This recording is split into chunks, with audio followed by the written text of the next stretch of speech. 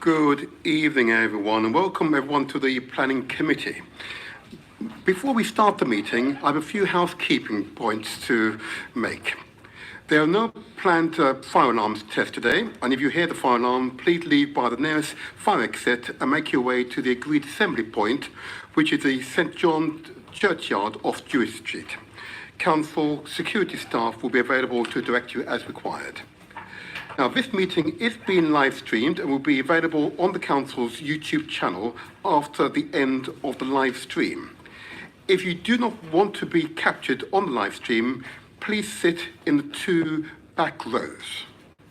There's ample space, I can note. There you are. Finally, please switch off your mobile phones to silent.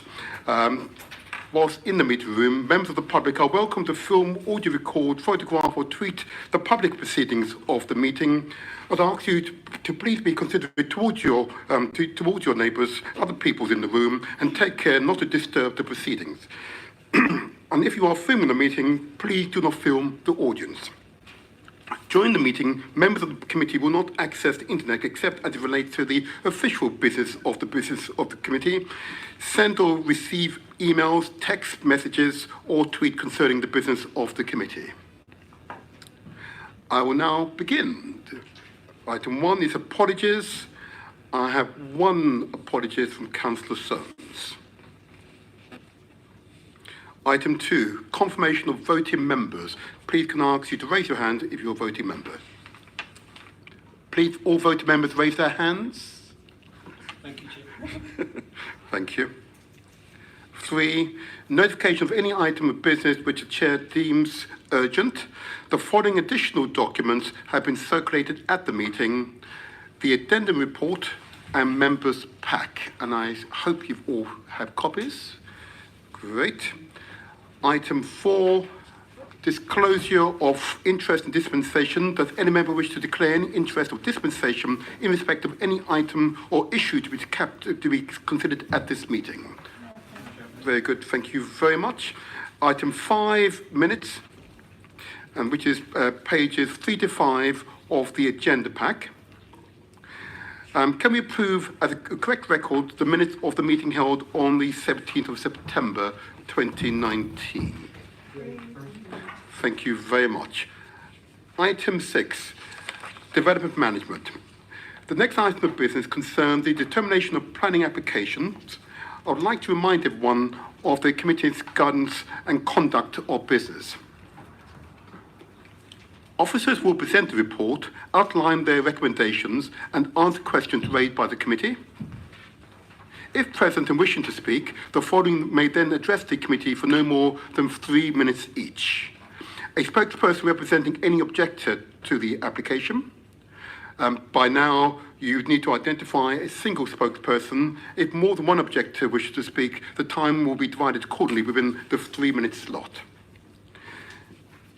B is the applicant or the agent, and C, the spokesperson representing any supporter of the application who lives within 100 metres of the development site. And last but of course not least, a ward council representing the area affected by the proposal. Each speaker should restrict their comments to the planning aspects of the proposal and should avoid repeating information which is already in the report. The meeting is not a hearing where all participants present evidence to be cross-examined by other participants. At the end of each representation, the committee may ask questions of each presenter. Speakers should lead the committee on subjects on which they would welcome further questioning. After receiving all submissions, the committee will debate the application and consider the recommendations. This is a council committee meeting which is open to the public, and there should be ideally no interruptions from the audience. Finally, I would like everyone present to know that although the planning committee comprises members of different political parties, we are not politically whipped. Our decisions are made in accordance with the Council's planning policy and based upon the information contained in the relevant reports, together with the consultation responses and any verbal submissions made today.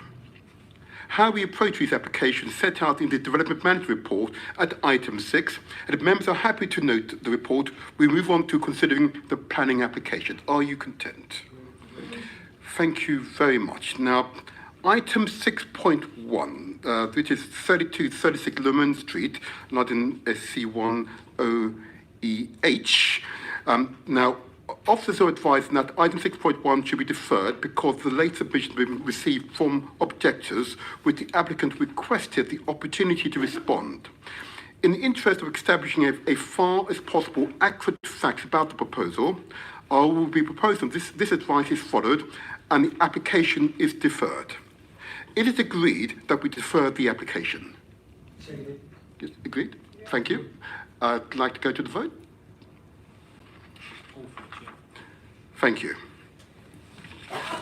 I'll now move on to item 6.2, land bounded by Ruby Street, Murdoch Street, and 685 to 695 Old Kent Road, London SE 151JS. Pages 64 to 210 of the agenda pack and pages 1 to 6 of the addenda report. Can the officer considering present the report identify yourself, introduce yourself, and you may make your presentation. Thank you, Chair. My name is Colin Wilson, so I'll be the presenting officer, and I'm the head of the Old Kent Road Regeneration team. Okay, I'll begin the presentation with an outline of the scheme. It is for 111 dwellings, an overall increase in floor space of B-type commercial uses, from just over 1,100 square metres to 2,173 square metres, the reprovision of an existing lawful church and an increase in size of that church, and also the provision of a retail unit onto the Old Kent Road frontage. The building would be maximum of 22 stories in height, also Part 3, Part 7, with roof terraces on the lower levels and also on top of the 22-storey tower. And the building would be overall just over 77 metres in height. The slide on the screen at the moment shows existing uses on the site. They had comprised the Holy Ghost Zone Church, which is at 2 on the site, and that has planning permission for use as a church. There was a van hire centre and also an MOT centre, which is shown at 3 and 4. They've now vacated the site. And to the rear of the site, 5 was Christ Apostolic Church, which didn't have planning permission, but which has relocated to Camberwell, and the applicants helped with that relocation. The next slide shows the strategic land use designation. The purple colour is strategic industrial land. So the rear of the site, which had the church on it, is part of the strategic industrial land, and the front of the site is outside that strategic industrial land designation. And the next slides give some context. So the site is next to the drive-through KFC on Old Kent Road, which is broadly opposite the church opposite and the library. You can see the existing buildings are ground, first and second stories. If you go back one slide, Sarah. The use above the shops in this slide are residential, so there are flats directly above the shops, and I'll come on to those a bit later. And the church is the 2-storey building next door. And the gas holder at the back is the now listed gas holder number 13. Next slide. This is the van hire and the tyre shop, which was serviced to the rear. Next slide. This is an image of the as-proposed scheme with the 22-storey elements and the lower elements. The trees on the front are there at the moment. They're semi-mature plane trees. It's part of the Transport for London Road Network, so they're TfL's trees.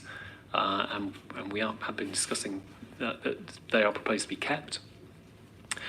As I say, all in all, 111 new homes, 36.2% affordable, and the split is 25.4% social rented and 10.8% intermediate. There's an 83% increase in workspace, and that includes some dedicated B1C light industrial workspace at ground floor level with its own servicing, and B1A to C on the upper floors, although it will all be specified to be able to be used for B1C purposes. And then in addition, you have the church and community use and the new retail frontage, and 11% affordable workspace is secured on site, and that's the B1C space at ground floor level. The Holy Ghost Zone are the current occupier, and they provide various outreach programs. They have a breakfast club for homeless people, they have youth clubs, childcare facilities. The proposal is to locate the auditorium behind double doors for noise insulation purposes. You'll see from the report that there have been objections from the Ledbury estate opposite, and at the moment the current building is not terribly well insulated for noise. So that's been one of the drivers for this design, to kind of give it that noise insulation. Making the church bigger means it can increase its kind of outreach and social programme in the Old Kent Road, which we think is a great benefit of the scheme. And as I say, there was one church on the site which didn't have planning permission, and that has been relocated, and the developer has helped with relocating that church. Next slide. This shows you the ground floor. If you look at the left, where there's the grey area, they are the shops with the flats over, so they're not part of the application site. As you look towards the left, you can see the main church hall, which is double height space. Behind that, you can see in blue the core, which gives you access to the residential above, and there is a single core, a single entrance, and a single shared set of lifts and fire escapes. So there's no poor door, rich door. It's all common. And then to the north of that, in pink, you can see the workspace. The workspace is arranged over 3 levels. Where it says 1, that's the affordable B1C workspace. The position where it says 8, that's the servicing, so there is ground floor servicing access. Where it shows 2, that's a kind of foyer reception for this workspace, which I think would work really well. So it'd be a place where you could get a coffee, where you could do some working with other co-workers in the 3 floors above. So a very typical central London offer. Next slide. This shows the upper floor. The upper floors, as you get that workspace repeating, and also the church repeating. And for a relatively tight site, we think it's been really well planned and really well considered. And in the grey box there, you can see the shops and the residential flats next door. Next slide. This is a typical upper floor plan. There are no more generally than 8 flats per core. The dual aspect achieved is we think a reasonably good one. The majority of the flats are dual aspect. The access is provided to the terraces. You can see the kind of white areas for all residents. That's private and public. Next slide. Sorry, private and social. This is the extract from the area action plan, and you can see the site more or less in the centre of that plan. It's marked as having a vertical mix of uses, so that's both retail but also commercial with residential over.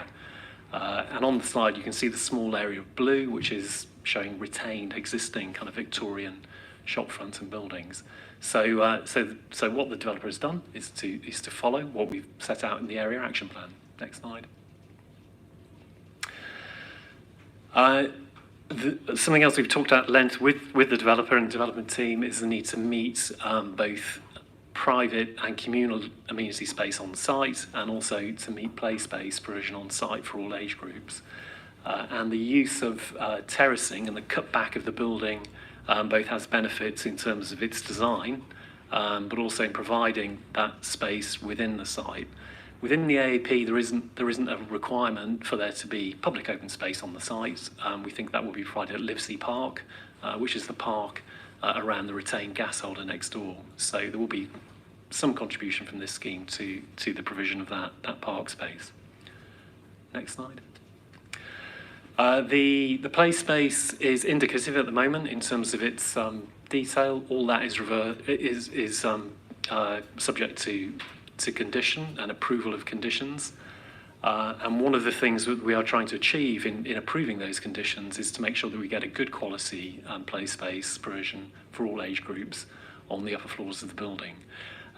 We have been looking at other play space provision in other schemes around London, and it's fair to say some of it is a bit disappointing, to say the least.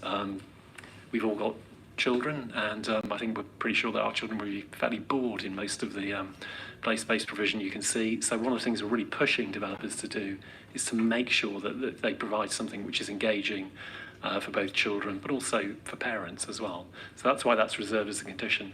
So what we're trying to show on here is it's possible to fit credible play space into that space, but at the moment we don't have a detailed design for that. Next slide.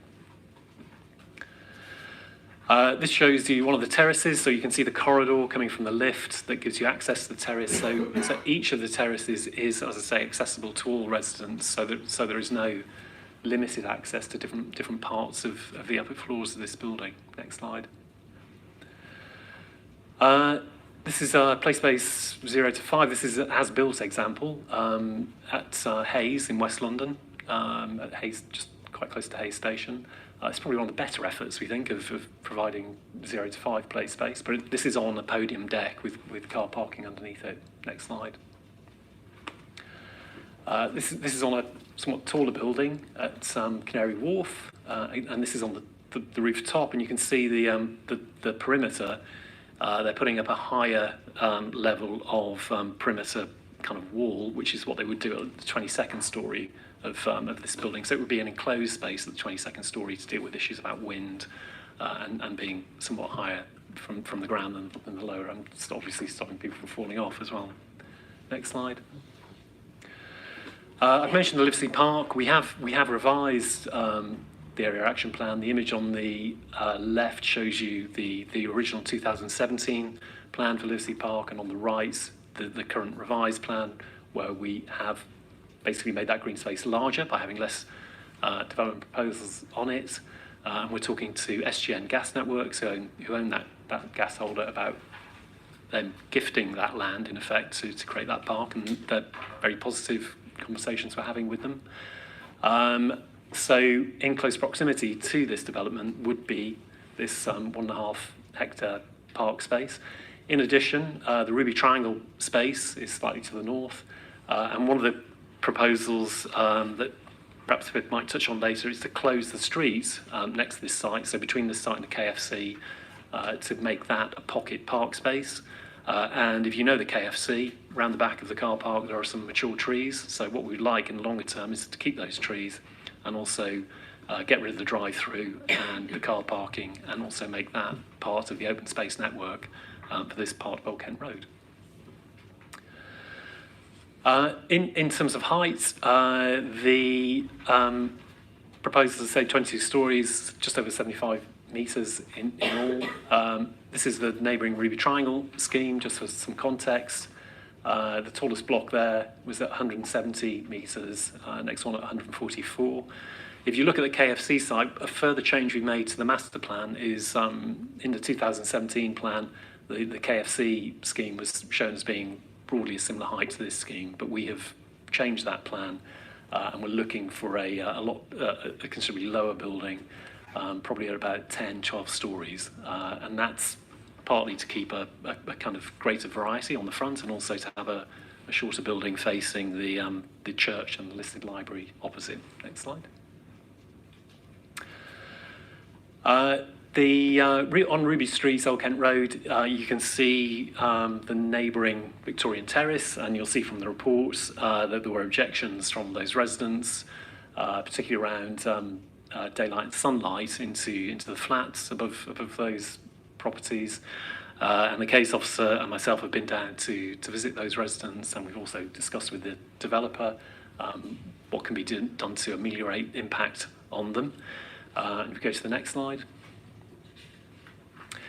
So this shows the arrangements of the neighbouring buildings, and what I just wanted to show you was the windows that are affected.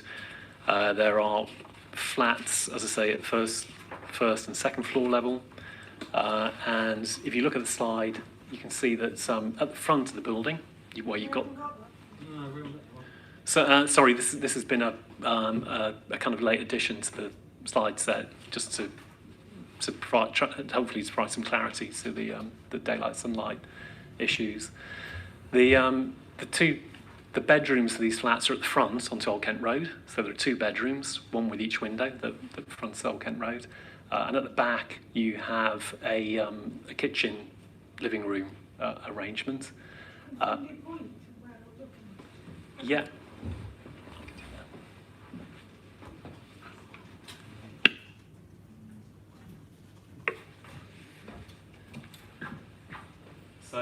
So this is development site boundary in here. So there are two terrace buildings. There's one in here, and there's another one in here, and there's also a small flat in here. So the windows that have been tested for daylight are the windows at the rear, which are to the living room, kitchen. And there are the windows that face this way, and there are also smaller windows that face both onto Ruby Street and into this kind of internal courtyard arrangement. So if you go to the next slide. So this is that building. So that's one of the terraced houses. This is the other terraced house. And the application site is in here, comes up to there, and then goes over to there. So what's been tested is the flats above the shops in these 2 buildings. So there are the rooms at the back, the kitchen, living rooms do have dual aspect, so they have windows on both sides.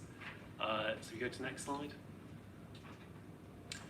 So this is the first floor over the ground floor of. So this is looking into that space. So if you go back a slide, Sarah. So if you were in here, and you were looking to the back of that building, if you go on to the next one. This is looking into one of the living room spaces. So that's like a living room in here, and it wraps around to a kitchen there. And then you have a similar arrangement on the floor above. So on plan, you've got 2 bedrooms that face the Old Kent Road, and at the back, in the kind of wing, you've got a living room and then a kitchen as you kind of come out into the wing. So where is that facing? North. So this is facing northeast. So its aspect in terms of sun is already not great because it's northeasterly facing, and also you've got an existing building kind of in here. So we go to the next slide. So this is the daylight and sunlight testing that the applicant carried out. So the door you were just looking into here is this one here. So that's looking into a living room. This one is also looking into that living space. And these 2 windows here are in rooms which also have windows on the other side. So they have a dual aspect. And in the report, if you look, there's a table and there's a list of I think 7 windows. And it says which ones pass and which ones fail, the BRE guidance. So this, 02, 05, 06, 07, that's where they appear in that list. So some of them do fail the BRE guidance test. So if you go to the next slide, Sarah. And then we were looking at that terrace, and this is looking at the one which is next to it. So these are the windows that were tested there as well. So this window here, which faces into a living room, also fails the BRE test. But what we're saying in the report is we acknowledge that, but there are 4 windows in the entire area which fail that test. The rooms here, the kitchens, do have a dual aspect. So generally the fail is on where you just have a single aspect. So in the report it says we think that they would pass. And the room here, in terms of its visible sky component, it's pretty limited already by the existing buildings to the rear and to the side. So what we're saying in the report is that yes, it gets a bit worse, but already it's not great. And on a balance, we think the benefits outweigh those losses to those individual flats. On top of that, we've also done a lot of extensive work with the developer and also the residents, which has been talking about some works that the developer could do to the residents' flats in terms of refurbishments and also about helping the residents whilst the development is being carried out over a 2-year period. So that's been a discussion essentially about could the residents be relocated, or would the residents take a financial contribution effectively to pay for the relocation, even if they want to stay on the site.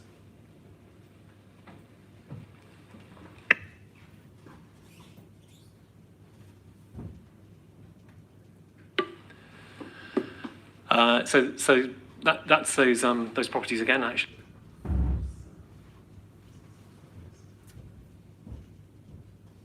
So the bedrooms are here.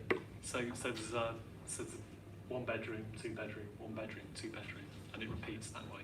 So the bedrooms face the street, and then the living room, kitchen faces the other way.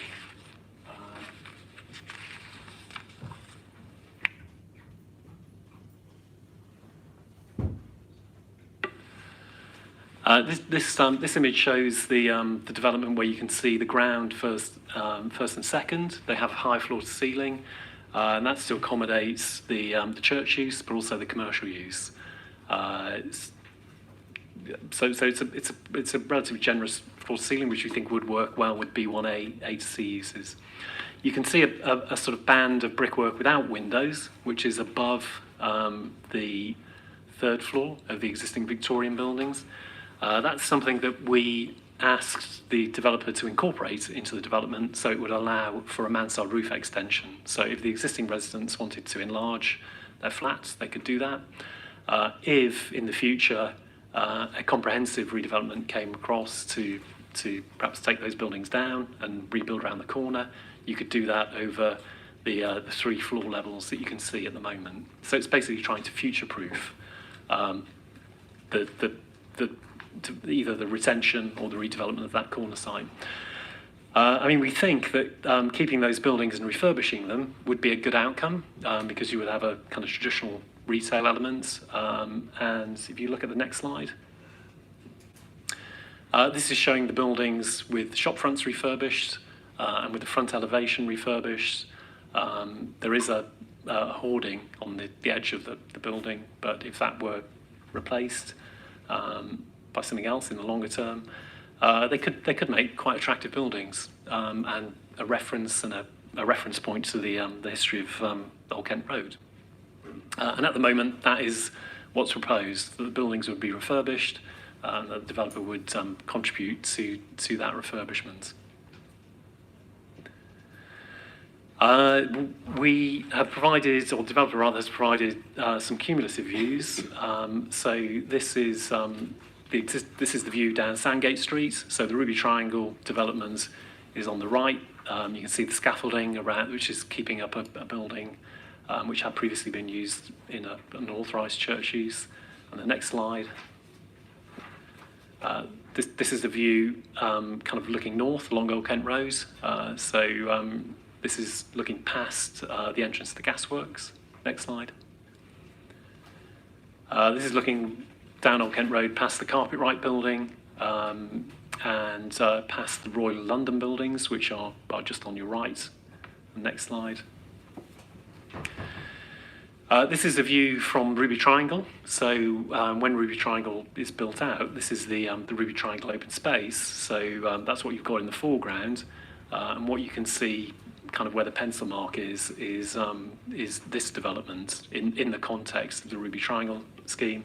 And when I was describing earlier the progression of open spaces, if you look towards the end of this view, and I'll just point it out.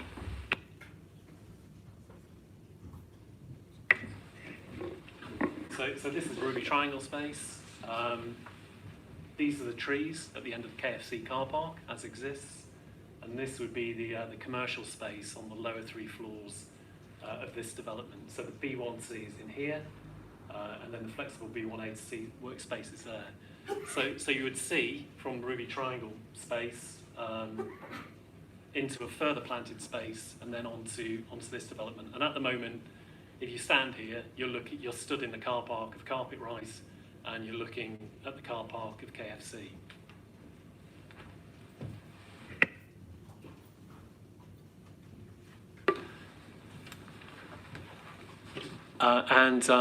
This is a view looking from the new park, Livesey Park. So this is looking past, in effect, the old gasworks office building back towards this development. And again, on the lower 3 floors, you can see partly workspace and partly the church. Next slide. This is looking north. So you saw a version earlier looking north with just this scheme in. But this is showing the redevelopment of the site that the council owns, which would be the entrance to the new Livesey Park. So where the bus is, you can just see coming in. There would be open space there, which would give you a view to the listed gas holder and an entrance into the new park. Next slide. There's been a lot of discussion with the developer and their architect. Their architect has done a number of buildings in McCrane Levington, have done a number of buildings in Southwark, including at Blackfriars, at St George's Circus. So the material finish is brick and a modelled brick, and there's a typical elevation that you can see leaning against the desk there. So this would be quite a deep and modelled facade with a good depth to the returns, to the windows, to give it a kind of an interest and depth of modelling. The brick details, again, all reserved by condition, but we'd be looking for large-scale typical sections before it's built, so we can secure that quality. And as I say, the architect has produced some very good buildings, we think, in Southwark to date. Next slide. The bays at ground floor level provides at 8 a loading bay, but at 7 off streets disabled parking. Something that was raised by the design review panel. Didn't have it in the original scheme, but that's something that's been accommodated in this revised scheme. Next slide. Sorry, that's all right. Okay, and that's the presentation. Thank you. Sorry. Well, so we recommend scheme for approval. Thank you, Colin. I'll take from my left to right, Councillor O'Brien first of all, and then Councillor Morris. Thank you, Chair. I've actually got 2 questions, but they're both noise questions, so it might be easier if I just do them both. In the condition for the double door openings from the church to mitigate the noise to the Ledbrook estate, in that condition, does it specify the noise dampening quality of the door? In other words, is there a requirement to reduce decibel levels to a certain number? I don't know enough about noise for that. And the second question was the residents of the building itself. I notice in paragraph 115 you talk about a separating slab. I don't know what that is, but having been the victim of rather noisy churches, sometimes the noise, because it's all amplified, it comes up through the fabric of the building as well. So, it's very bassy. So I was just wondering if you'd thought about if those 2 particular issues have been mitigated. Yes, I mean, in terms of the slab, that is talking about a concrete slab between the residential and the church below. In terms of noise absorption, one of the things we have talked about is that the concrete slab isn't just a bare concrete slab with the noise bouncing off it and going through it. And you're right, deep bass sounds do travel quite a way through structures. One of the things that we could kind of ask in addition is for the detail of that sound absorption, if you like, into the slab to avoid the thing you're talking about. In terms of the noise attenuation to the facade, that has been tested, certainly through the windows, In terms of the doors, to make sure that we've got that covered as well, one of the things we could ask for in addition is that the doors also achieve the same sound insulation qualities as the windows do. Sorry, can I just interrupt and just add to that? If you see condition 25, preoccupation condition, which requires an acoustic assessment to be submitted before occupation of the church, which will set out the details of all the sound insulation that's needed. Thank you. Councillor Morris, yes? Thank you. So first on conditions, since it's been raised, I can't see any condition on restricting the hours of use for the retail anywhere, or any conditions at all relating to that.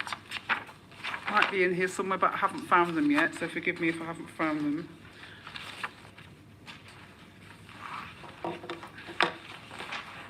Sarah, if you want to look for that, I've got another question that I can ask Colin.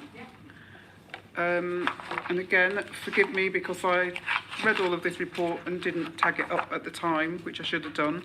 I thought I'd seen something. So you talked a lot about the access and that all the terraces would be accessible to all tenancies, all tenures rather. But I thought I'd seen somewhere that the lifts would be operated by key fobs or access codes or whatever. Yeah, so in that case, how do you get to the other terraces if all of the floors are because that's what it is in the council block at Blackfriars Road, for example, is that there, you need to get to different floors. You can't do it if you haven't got the right. So if you could explain, that would be helpful. Yes, so where you have a terrace, say on the 3rd floor or 7th floor, everybody's fob would access that floor. But if you were a resident in the private sale elements, you couldn't access the affordable housing and vice versa. So except on those floors. So where there are terraces, it's all access. But where there are floors which don't access a terrace, if one is in housing association ownership, then if you're a private resident, you can't necessarily access that, and vice versa. But where there are terraces, anybody in the building can access them. So everybody has access to the 22nd story, and everybody has access to the terraces below. Can I answer on the retail hours of use? There isn't a retail hours of use condition. There is a condition about the church and community uses and the hours of use for those. It was considered that the retail units are so small scale it perhaps wouldn't be necessary, but if you do think it is necessary, then we could add that into the condition about the church and the community uses. Always better to do that. You'd be amazed at a councillor's inbox of servicing and all sorts of things like that, and opening hours of things that seemed quite innocuous at the time that they were granted planning permission, but are absolute nightmare afterwards. Councillor Whittam and then Councillor Markey. I've got two questions. Of the 44 single aspect flats, how many are north facing?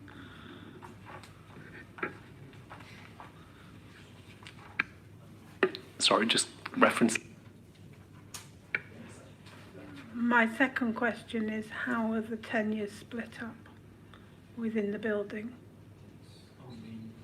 Sorry, you mean which are single aspect, dual aspect in terms of the split? You can do that as well, that would be good, but I was talking about in general how are the tenures split up. So are they by floor? Yes. Yeah. So the I think the if you have a look there, you can see the where the social rented flats are. So they tend to be on the lower floors, and you can see that's a floor which is entirely social rented, and then there's floors of intermediate, and then the top is the private sale. So they split by floor. But as I was saying earlier, in terms of access to terrace spaces, that is for everybody. There's no difference in that respect. And you were saying how many north-facing single aspect? Well, if you look at north here,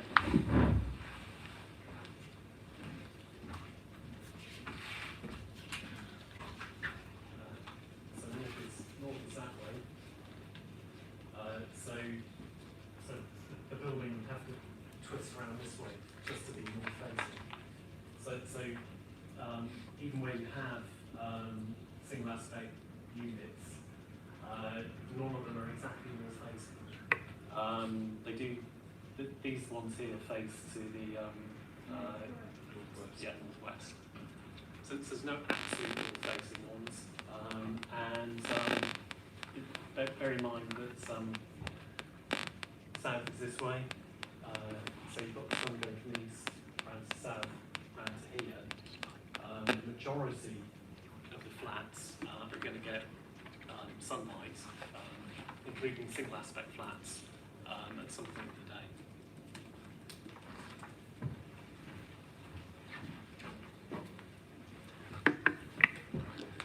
And I believe the other part of the question was the split between affordable and non-affordable, single aspect, dual aspects. Yeah, get it right here. It is somewhere. Is it in the report? I can't recall seeing it myself either. Okay, what you do in that, we might get another question out. Yep. It's apparently not in there, but we can ask the applicants if they have the figures for the single. So how many single aspect flats are social rent intermediate? How many single aspect flats are private?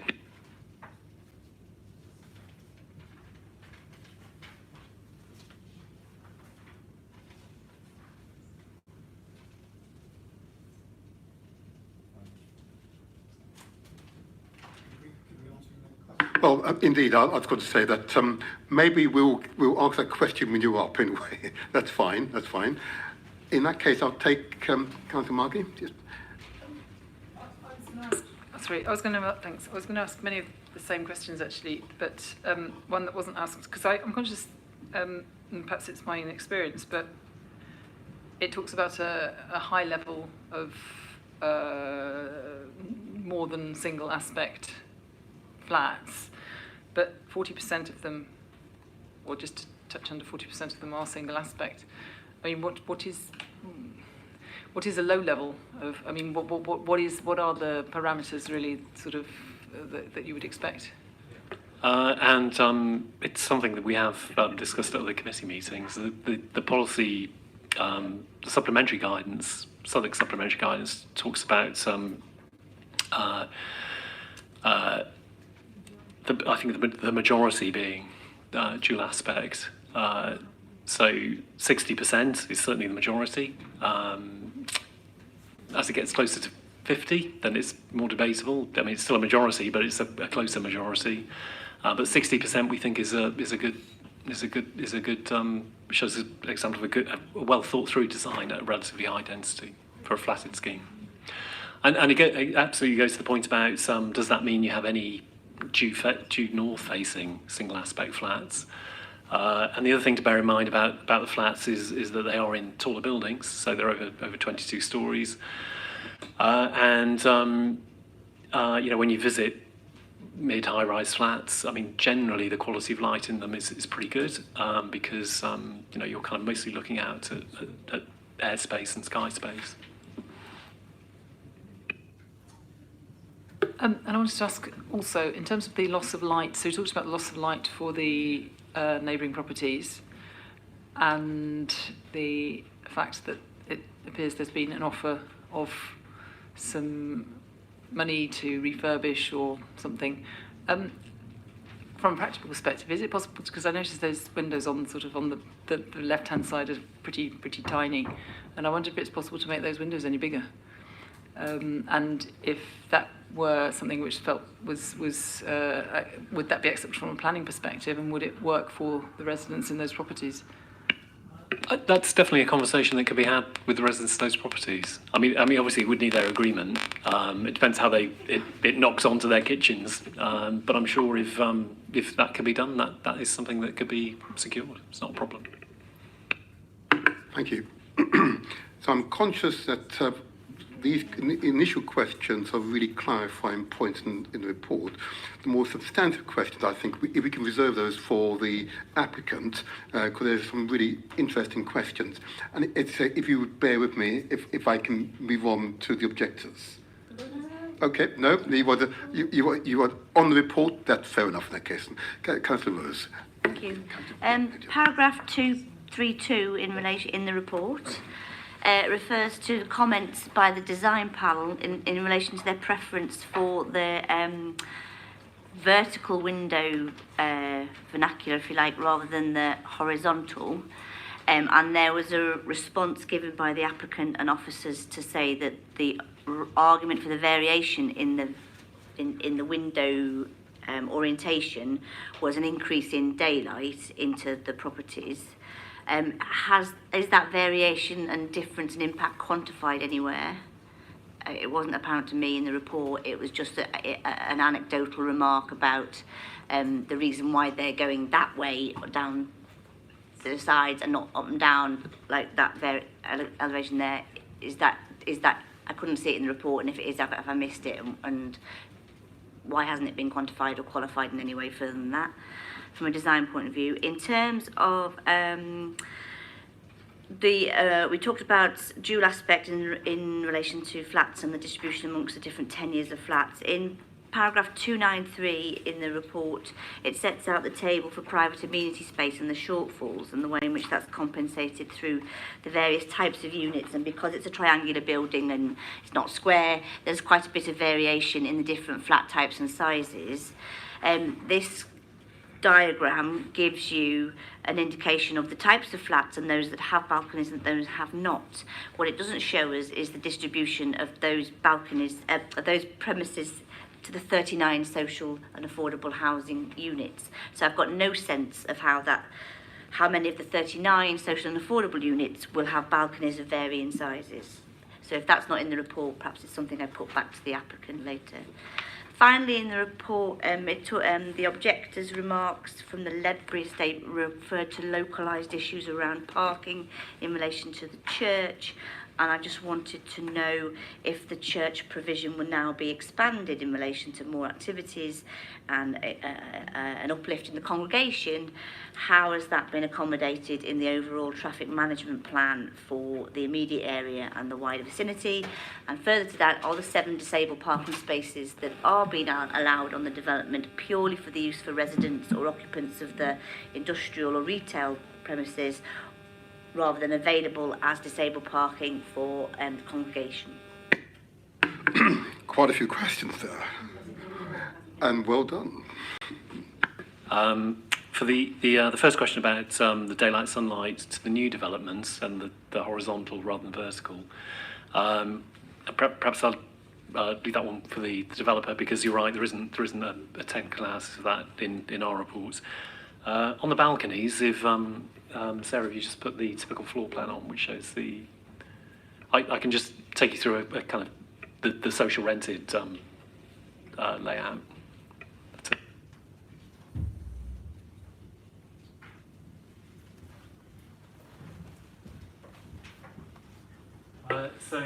So the colour coding is 1 bed, 2 bed, 3 bed. So you can see a 3-bed unit here, which is dual aspect, which has balcony space, and also has a winter garden because it's facing towards Old Kent Road, so it's addressing that issue with the links to Old Kent Road. And as you kind of come around the plan, you can see 2 beds with a balcony, 2-bed with a balcony. Here's a 2-bed also with a balcony. Balconies kind of into the back of the plan are just open, so rather than have the winter garden arrangements. And then again, here where you get the dual aspect, you've got the 3-bed layout, and you've got a generous corner balcony where the plan's been brought in to give a just over 10 square metre balcony size as required by the supplementary plan, our supplementary planning guidance. So we think, and you know, the developer and the architect put a lot of effort into trying to work these plans as hard as they can to make sure you get a good centre space in the flat as well as a good amenity space. And they have been careful about and acknowledge that, you know, the Old Kent Road is noisy. It's probably going to be noisy for a bit of a while yet. And so, you know, they've shown a practical way of addressing that by having this extra glazing on that space. So, you know, you can open that or you can close it depending on what time of day it is or, you know, what the noise is like on Old Kent Road at the time.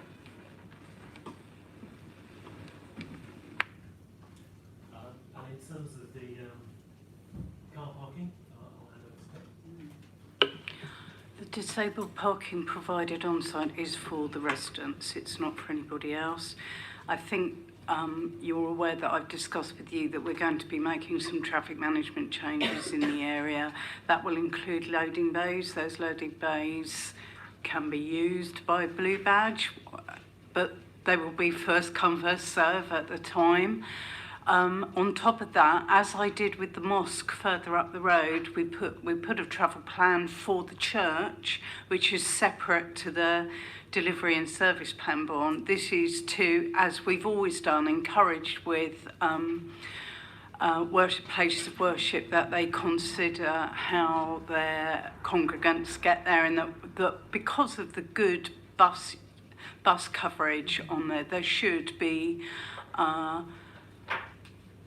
We believe we can confidently work with them before they go back in to make sure that they've got a good arrangement for people with mobility problems to be able to be addressed there. But the church will come up with the travel from where everyone's coming from. There's quite a variety of options for that, but the condition is on for the travel plan, and then once they're ready to occupy, after the first 3 months, we then set the baseline then when they know what the activity is, and then we monitor it from that point. So that is exactly the same condition I put on for the mosque, so that it's fair, and hopefully it will be. It's not a financial burden to them. It's a condition. Do we not have a baseline figure for current use and congregation size and what the current issues are in terms of enforcement and what actions are being taken most frequently in that area in relation to weekend or evening parking, depending on when services are? Does that not exist? That's exactly why we're in the area. We're changing the traffic management in that area because there's been a cumulative impact of Sunday activity in the area, not just related to this site.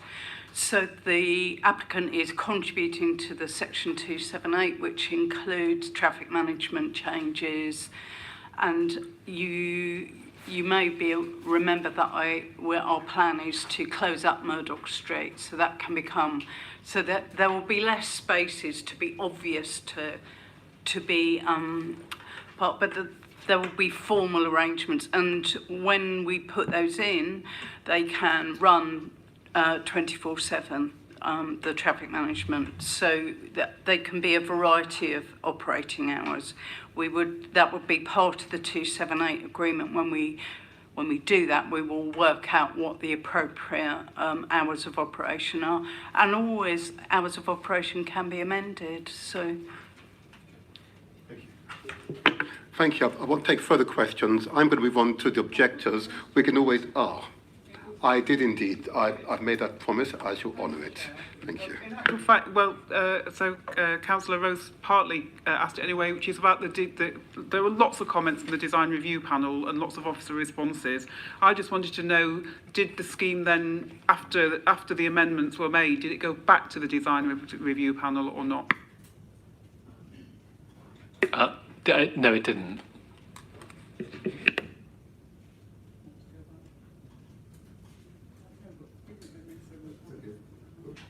So we will return to that later on. I'm just keen now to move on to the objectors. In terms of protocols, I just want to take them now if I can. Are there objectors in the room? Are there objectors in the room? Gosh, well done. In that case, I shall move on to the applicant or applicant agents, if I assume you are in the room. You guys come forward. Whoever's going to be the spokespersons, and others who might provide support in terms of questions.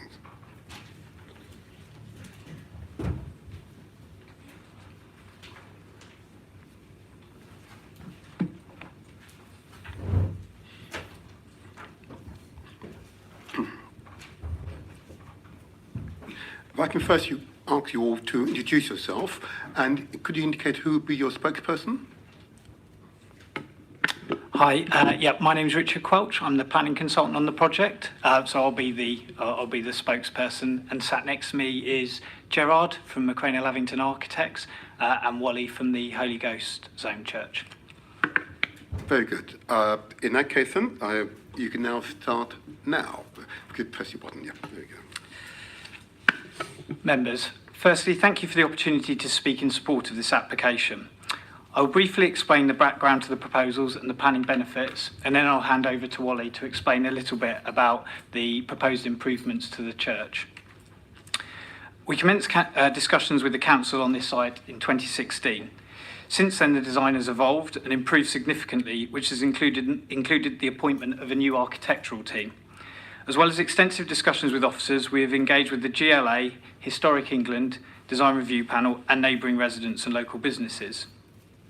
We undertook formal public consultation in October 2018 and February 2019, where circa 280 people attended.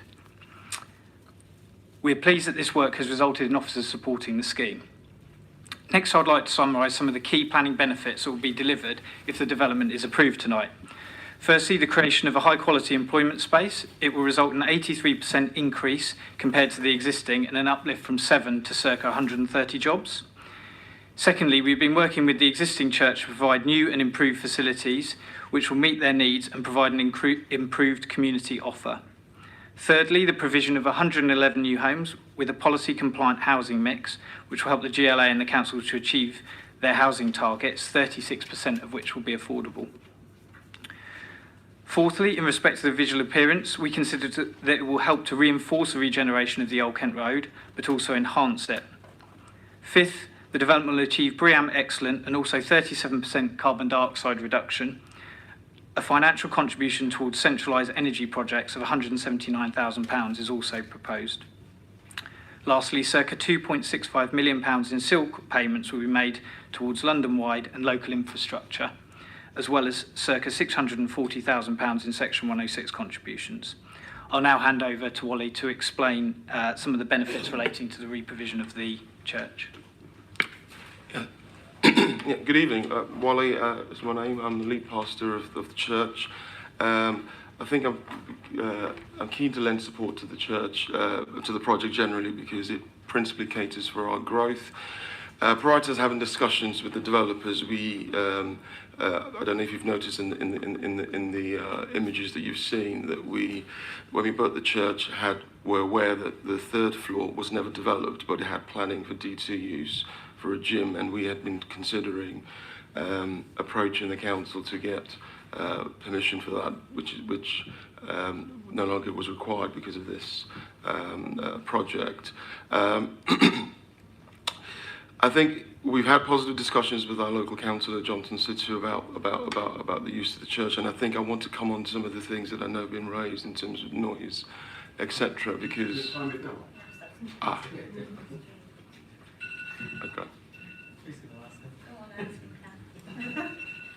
Would you like to explain the benefits? Yes, I think, yes, certainly. I think as a church, as a community charity, and obviously looking to advance faith, there's lots of things that we do. Personally, I as a young person, trying to make sure that we can ensure, in particular, people from less privileged backgrounds, particularly boys, have a lot of opportunities to help the society.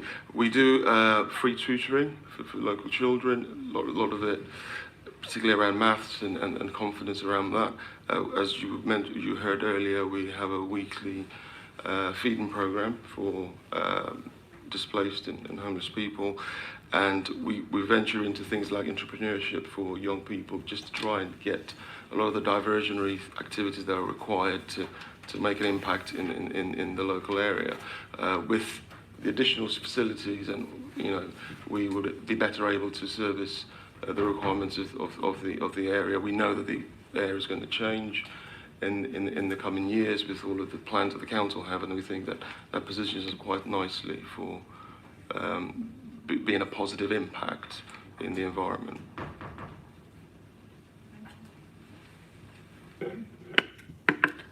Thank you very much. I'll start from the other end this time. If I can take Councillor Markey first of all. You want?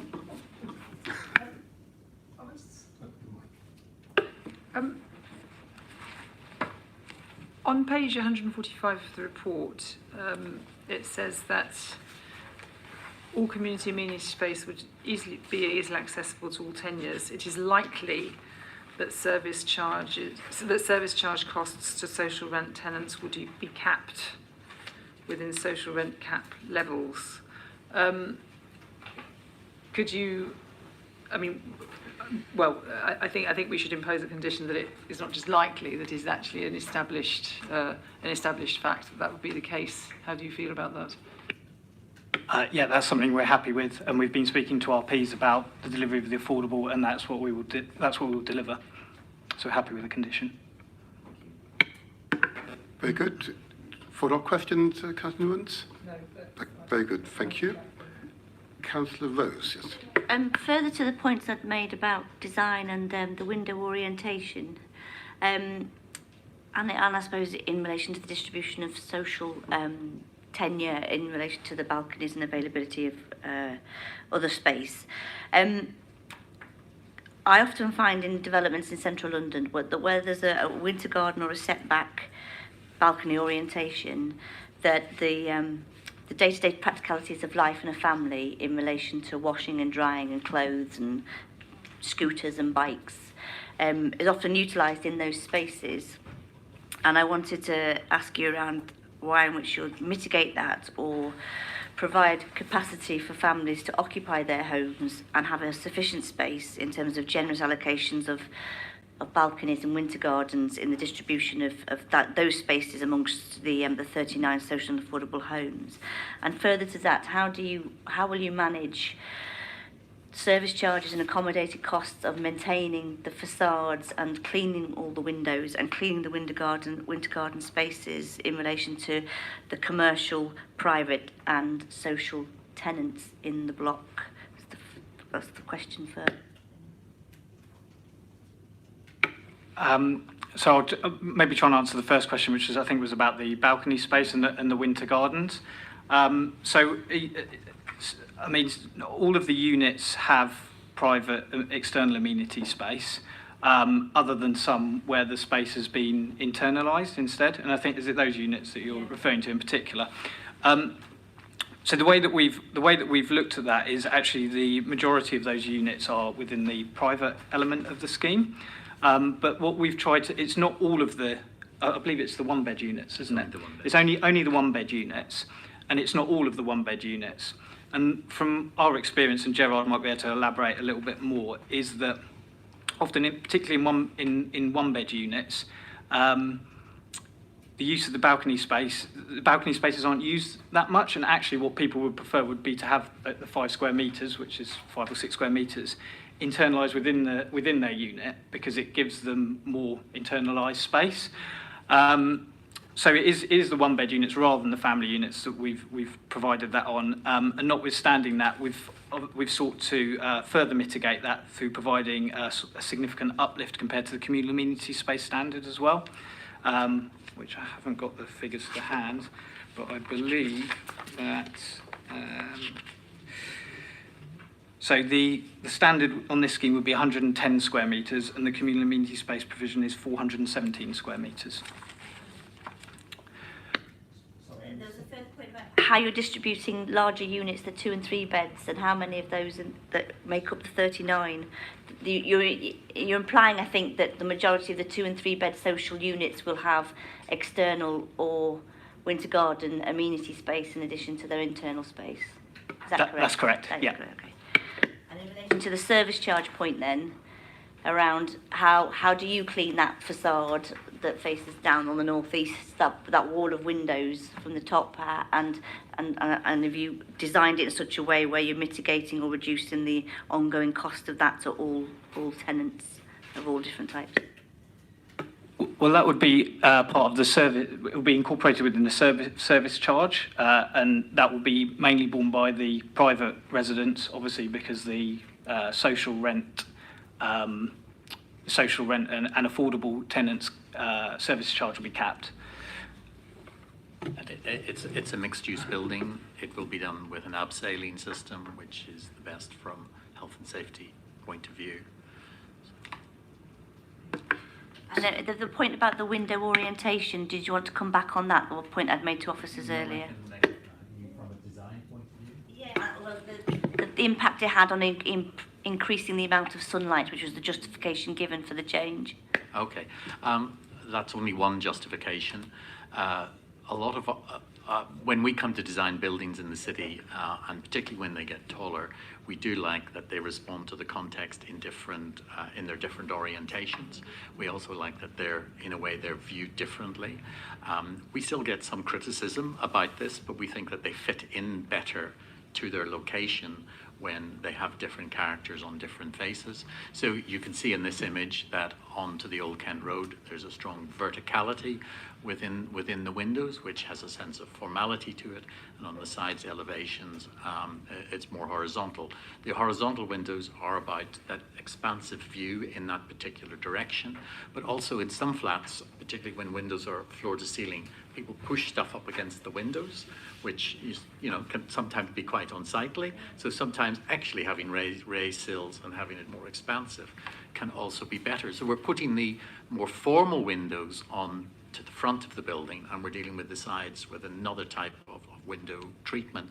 But I really like the idea that it is not a tower that is all-sided and is an equal design going up, but that it responds on different sides, and also that it grows out of a base, and that therefore the base of the building responds again to the scale and the height of the streets, and that the height of the building is a way sit back and is more for intermediate views and for longer distance views. So, if I may, Councillor Hargreaves. My question is for Wally. Before the alarm went off, you was mentioning something about noise. Did you want to continue? Yes, I wanted to sort of clarify that in that space, we've been in that church for 11 years, and we have triple glazed windows, and our current position of our auditorium takes into account noise, because we've been in the borough for quite a number of years and we've never had any noise complaints. And even on that premises, what you do have, and I was mentioning earlier, is there's about 5 churches in the immediate area, and we are also affected by noise because we can hear it quite audibly when coming in, because on the gasworks there's a church there, and I'm not quite sure which church it's coming from, and there's one on Lawful Use, and where we can hear through a loudspeaker that you could, walking down the road, you can hear the noise. So I can understand, so when the Ledbury Estate objections have come out, I can understand them not realising that it might not be us, but that noise is there. So I just wanted to sort of clarify that actually from a council's perspective, we've been in the borough for 24 years, we've never had a complaint because we're quite mindful about our responsibilities. Thank you, Chair. Yes, go. Thank you, Chair. Climate emergencies, Extinction Rebellion, everybody's, really heightened awareness about all of this. So I've got 2 questions. One is to the architects about why can't it be closer to the carbon neutral development that we would like on the residential, conscious that Norwich has just done a passive house social housing scheme that's just won the Sterling Prize. And I know that houses are different, so I do appreciate that, but wondered if there is any scope for going forward, getting a better outcome for that. And then linked to that is the travel, and obviously your congregation don't necessarily come from the immediate local area, and how are you going to work with them to persuade them to use alternative ways of getting there? we as a group have signed up to something called Architects Declare, which is to strive as a group of practices to share knowledge and get as close as possible to zero carbon in our buildings. You're right that doing individual houses is really a different matter. We did produce a number of passive houses at South Gardens in the Lend-Lease project, and you can do that out of timber, and you can get very close to carbon neutral. When you come to taller buildings, and particularly in the current environment where there is the Hackett report post-Grenfell, we are into concrete frames, and it's very difficult to move away from that, which is one of the major problems in building tall buildings. And we're also into non-combustible materials and materials that weather and will be durable on the facade. So as an industry, we have not solved this problem. And it is about and at the one hand, we're building a building that will look great in 100 years' time. But actually, the climate activist says that we don't have 100 years to recognize the inherent value of building a building that is going to last like this. So we haven't solved this as a practice. The industry has not solved this problem. What we can do, and what we do, and we are doing actually as a country, is we are moving away. We're moving to more heating measures, which are electricity driven, which is coming from a carbon neutral source. We can deal with issues with, in the years to come to do with waste and recycling, but that inherent problem of concrete, and if you would like brick in a building, is going to be, we don't quite know how to deal with that one. Could I just ask a follow-up before we move on just on that? So you're going to use gas-fired absorption heat pumps, is that correct? Yes, gas-fired communal boilers, yeah. We previously had a CHP in the scheme which increased the level of CO2 that we were reducing, but obviously the GLA have moved away from that, and we've now moved to the provision of gas-fired communal boilers for that reason. Sorry, I wouldn't be surprised if by the time we would come to build this in 2 years or 3 years' time, that it could have moved on to another decision, because it is constantly being reviewing at the moment. So is there any flexibility within the scheme for you to or is what's in the plans now, is that going to be fixed, or is there, do you think there is any possibility of reviewing as time, as the scheme develops? You mean in terms of the energy performance? Or the provision, the kind of the method of provision, or yes, the energy performance sort of once it's built, as it were, yes. As opposed to the... Well, I think we will be looking to do best practice at the time when we come to commission that for the building. And that may change in the direction of more to do with electricity. That's the way that the whole industry is going at the moment. Councillor Bryan. Yes.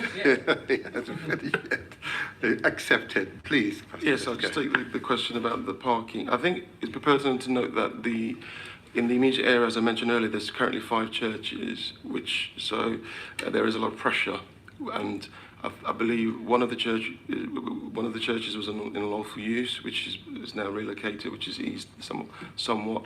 There's 2.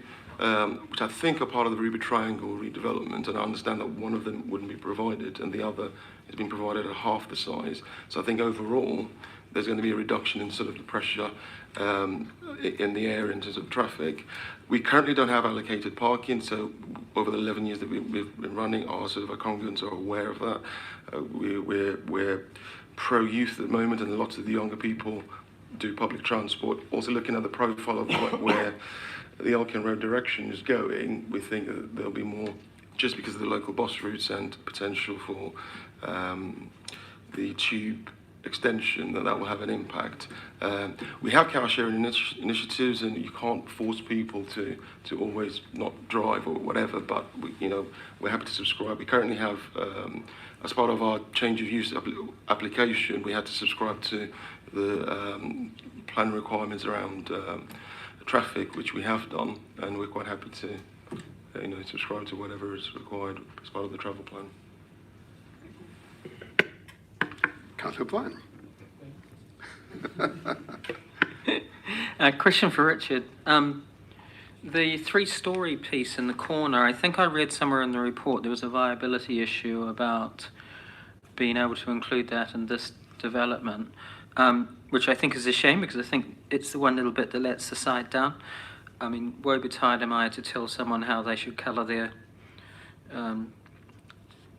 their mobile phone shop at the front. But obviously with the aspirational artist impression on the following slide, which you would have seen up there, it does actually help a lot. So I guess my question is, in the middle to longer term, do you have intention to try and incorporate that building block into the rest of the development? So just in terms of the process we've been through, we've actually managed to put a number of parcels of land, different ownerships together within the site that you're looking at the moment, and we sought to incorporate the corner building as well. It currently has 8 different ownerships, which means it's quite difficult. You have to have all 8 parties' agreement to bring that corner site forward, which whilst we tried, we weren't able to obtain. But what we have done is we've designed the scheme with officers in a way that there's I suppose a master plan drawing which shows how that corner site would come forward in the future if all of those parties, we could come to agreement with all those parties to deliver that particular element. But obviously in the meantime, we've looked at how we could improve the visual appearance of the building, which the occupiers of those properties have, I understand, agreed to. And I think we quite like I suppose it's subjective, but we quite like the differential between the sort of the old and the new to some degree, but that's a subjective matter. Councillor Whittam. Did we find out how many of the 44 single aspect units are socially rented? Yes, so out of the, with the 44 single aspect, 33 of them are 1 beds, 10 are 2 beds, and 1 is a 3 bed, and that makes up the 40%. And there's 15 in the social rent, and 5 in shared ownership, and 24 in private.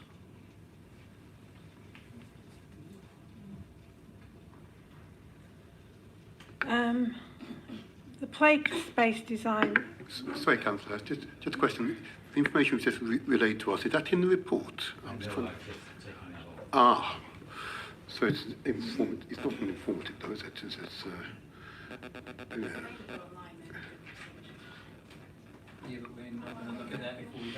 Yeah, hold on.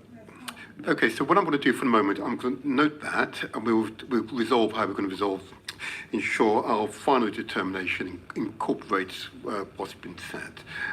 So it's informative for the moment, but we will solidify it later on. Councillor Whittam, your next question, please. The play space design, were these 2 supplied by you or by our officers? The images? The images. I think they were supplied by us. They were supplied by us. I think both of those are really very poor. I agree. I reviewed it this morning. I agree with you. So, I don't disagree. This will obviously go in reserved matters. Can it come back to committee? Yes. I mean, I think it emphasises the importance of getting the play space right in high density development. I mean, and personally, I was shown an example of a play space that had been put into the Aldgate development in Tower Hamlets, which myself and Sarah were reviewing earlier this week, which was nowhere near like the aspiration for a development of that density. So yeah, if you wanted the details to come back, sure we could do that. Chair, I don't know if I'm allowed to circulate some images, because I just downloaded them this morning for myself. Yes, they're just some images, which you could just pass around. Forgive me, before you do that, Simon, you were about to say something? I was just going to say that we do have a very busy schedule in the planning committee, and to bring back details of play spaces at some future planning committee it's up to you, Chair, but it will be adding to the workload of the committee. I think I can say with complete confidence that amenity space, play space is a crucial subject to all Old Kent Road applications. Because of the constrained sites that are being presented, we would be absolutely certain that families can enjoy these premises in time to come. So I think that's a general consensus. Yeah. So we'll return to that later on. Councillor Whittam.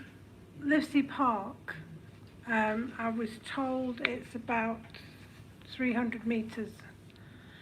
Would people have to walk down Old Kent Road, or is there a back route through to Livesey Park? There is a back route through. So we own the land on the other side of Murdoch Street. So Sarah, if you just go to that image.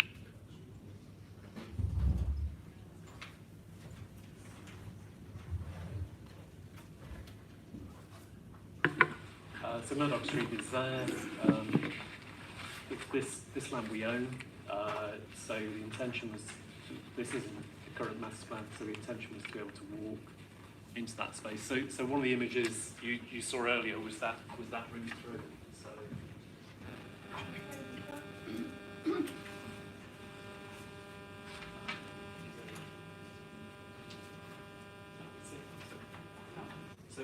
So this is looking from. Use your mic. Sorry. So this is looking from the New Livesey Park space. So behind you in that view is gas holder number 13.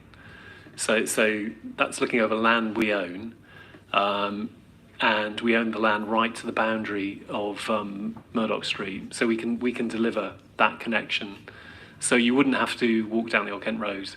And the idea is that you could walk all the way from through the Ruby Triangle scheme, through the back of KFC, through a pedestrianised Murdoch Street into the Livesey Park. So you'd have a parallel route all the way up Old Kent Road with a series of green spaces connecting to each other.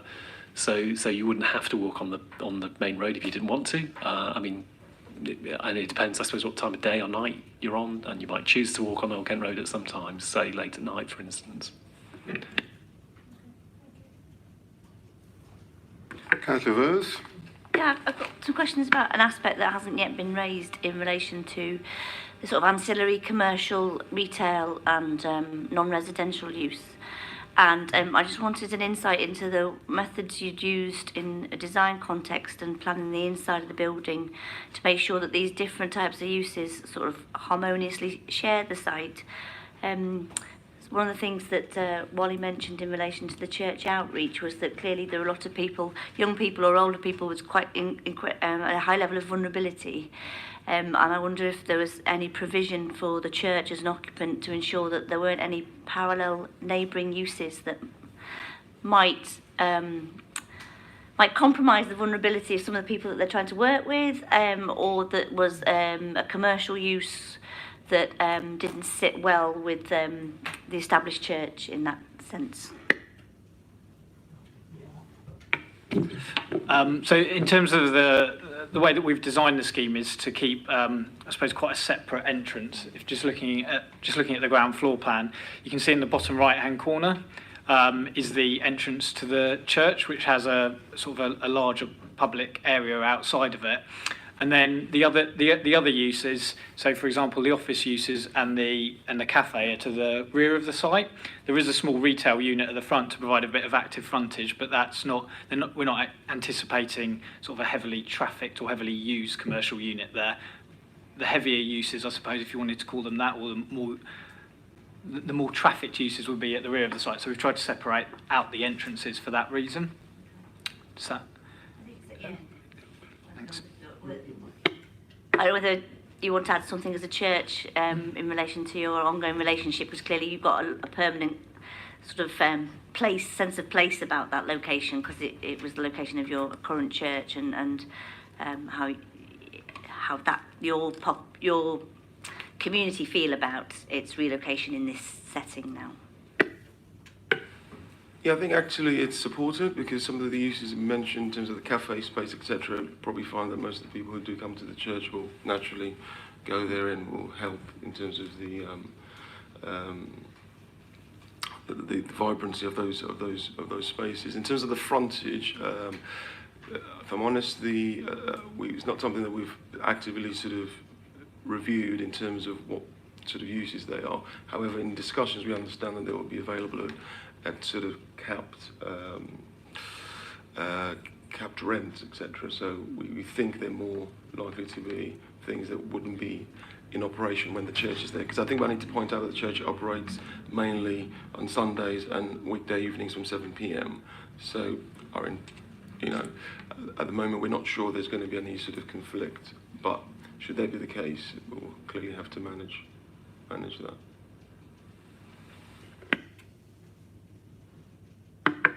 Further questions? Okay, I think that covers most of it. Maybe just one other question on service charging. I'm noting, of course, in the officer addendum, of course, referencing SIL calculations, and the figures you quoted, 2.65 million, are those figures that have been agreed upon by yourselves? With officers or not? The final SIL charge is based on a per square metre calculation, but there is a discount for the affordable housing elements. So these are approximate figures because they have what's called social housing relief. So you don't pay community infrastructure levy for the social housing element. So this is just giving you the figure for all the housing, but then there is a slight reduction in that because the affordable housing, 35%, doesn't count into a contribution for community infrastructure levy. So the final figure will be somewhat less than that.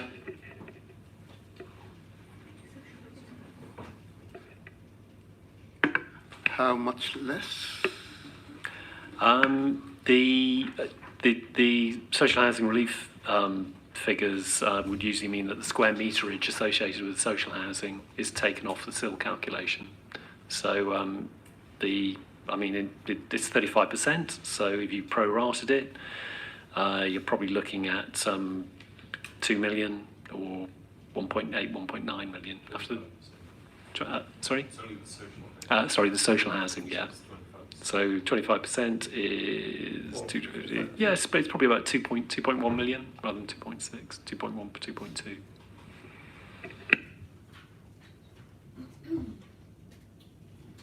2.2. The social housing relief is a change to the community infrastructure regulations.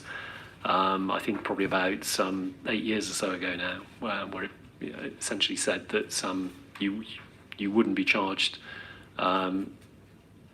community infrastructure levy for the provision of socially rented housing within any development or scheme.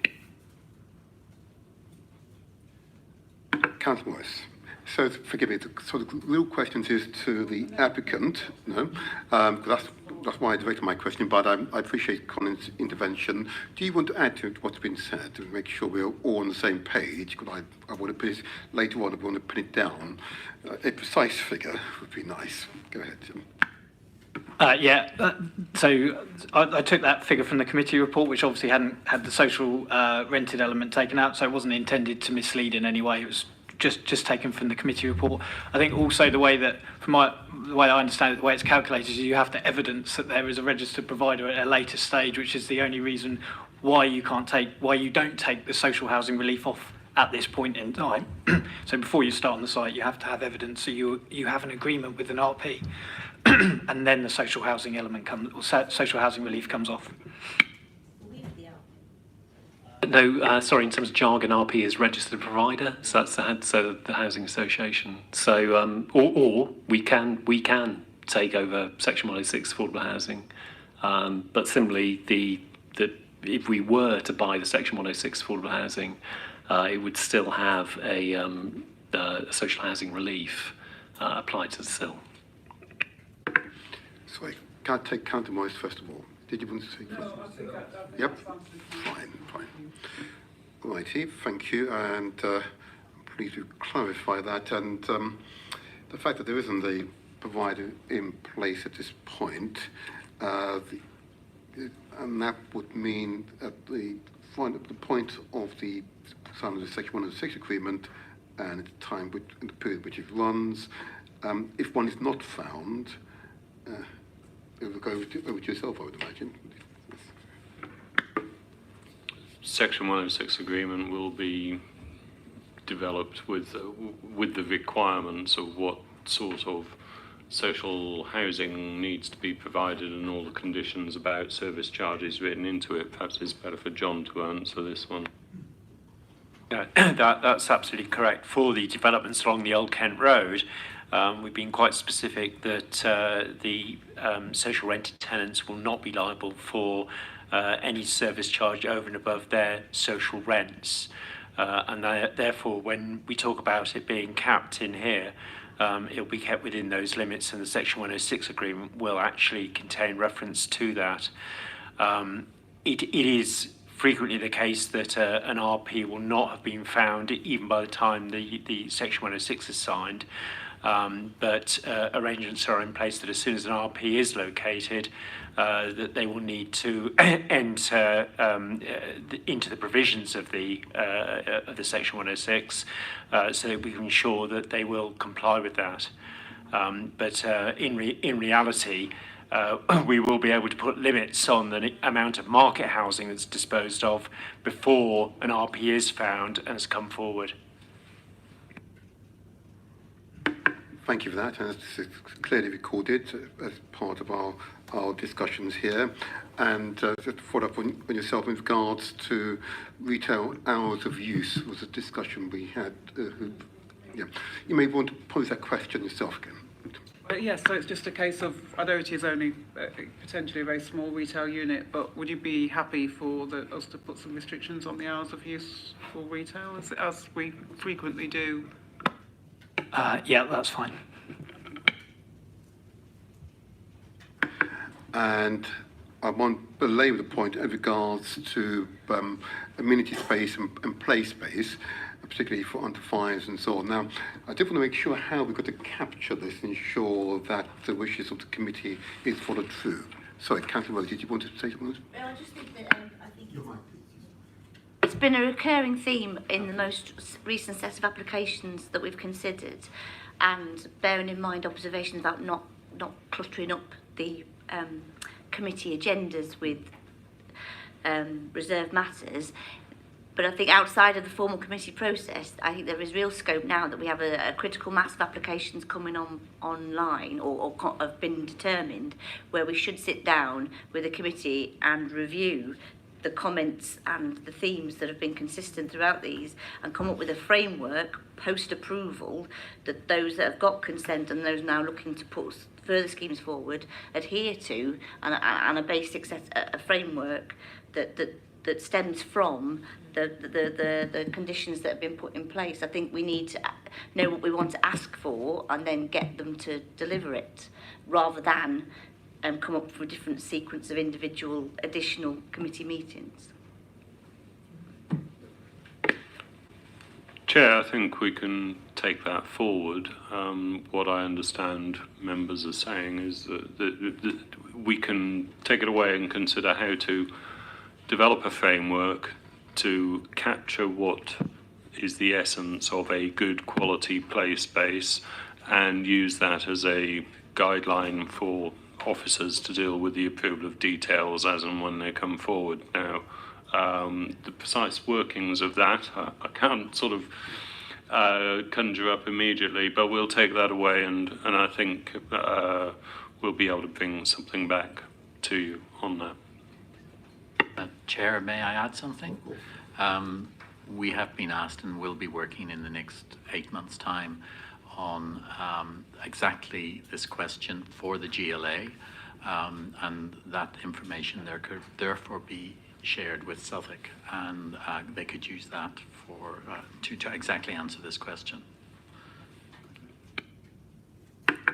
That's fine. I won't pursue it further, but in our final debate, we may have further discussion about it. Okay, unless there are further questions, committees, in that case, thank you very much for your presentation. Can I ask if there is a supporter in the room who lives within 100 metres of the development site? No? In that case, can I also inquire if there's a ward councillor in the room? If not, then fair enough in that case, and let's go to some more concluding points. Councillor Whittam. From the figures for the single aspect units, we now know that 48% or 49% of the socially rented units are single aspect or affordable. That includes the shared ownership. I think that needs to be brought out. Because that's pertaining to the balcony question as well, because we can't correlate the two things together to make to see the true picture, if that makes sense. Thank you. I'm wondering, Connie, if you want to make any comments on the observation there.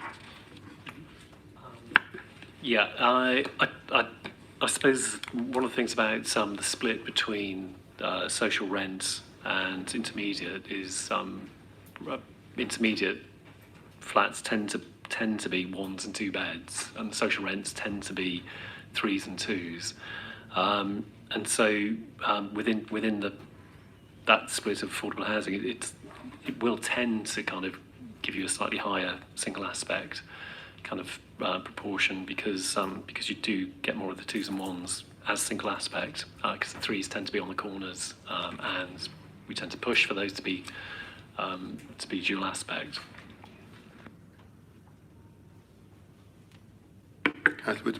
But it's not the majority of the affordable units that are dual aspect, so that goes against our policy. Yeah, and as we were discussing earlier, it's the majority, more than 50, and in this case it's 49%, so it's not the majority, but by that single percent. But I mean, one of the things as I pointed out earlier, certainly the larger units are the dual aspects. They do have generous balcony sizes, and where there are single aspect units, that there are no absolutely north-facing units, and because it's a relatively tall building, my view would be the actual aspect from those flats and the quality of light within them would actually be pretty good. Friends I've got who live in tower blocks, I mean, generally you get a great view and you get a pretty good quality of light into those places. So although it isn't over 50%, it's at 49. As an officer, I still think this is good quality space for both the social rent, the intermediate, and also for the private. Further subjects? I want to proceed on further. Any further subjects you want to raise? No? Are we ready to for the resolution? To further comments? Is that an indication, Councillor Rose? Otherwise, in that case, and if I may, in that case, then I would like to move that we adopt the officer's recommendation as set out in paragraphs 1 and 2 of the report on pages 66 of the agenda pack. That one, that the planning permission be granted subject to conditions and referral to the Mayor of London and the applicant entering into an appropriate legal agreement by no later than the 8th of April 2020. 2, in the event that the requirements of the planning permissions are not met by the 8th of April 2020, that the Director of Planning be authorised to refuse planning permission, if appropriate, for the reasons set out in paragraph 415 of the report. Yes, yes, we didn't agree the hours, didn't we? Oh, I've started it now.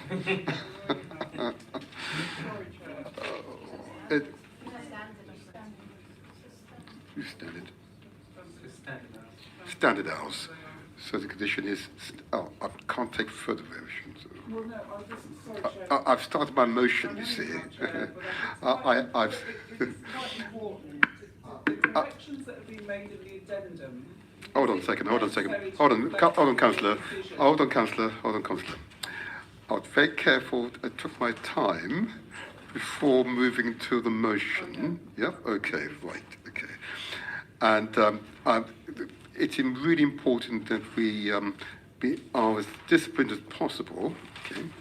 And whilst I'm sympathetic to the point you want to make, I'm not going to take it right now. I'm going to pursue the motion as I've started to outline, and I've now moved to the point at which I've asked for a seconder to the motion. Okay, is there a seconder? Thank you. In that case, I'm going to move to the vote to approve the recommendations as I've outlined. Can I have your hand for approve? All for, Chair. Unanimous. Thank you very much indeed, all of you, for all your contributions. The meeting is now closed.